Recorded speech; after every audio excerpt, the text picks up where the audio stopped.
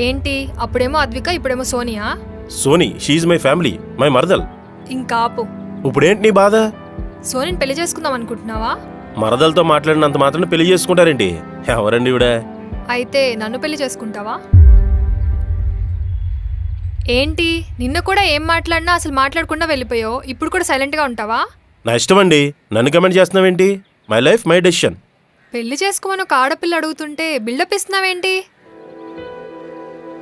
Divorce అయిన నీకు పెద్ద సంబంధాలు ఏవో వచ్చేస్తాయని భ్రమలో బతుకుతున్నావా? అప్పుడు ఇద్దరికీ సెట్ అవ్వలేదు, ఇప్పుడు ఆ పాసిబిలిటీ ఉన్నప్పుడు ఓవర్ యాక్టింగ్ చేస్తున్నావేంటి? సూపర్, మీ స్ట్రాటజీలు మీ ఎంపికలు భలే అద్భుతంగా ఉంటాయండి. ప్రతిసారి నీ కంఫర్ట్కి ఇబ్బంది లేకుండా భలే చూస్ చేసుకుంటావు కదా. వాట్?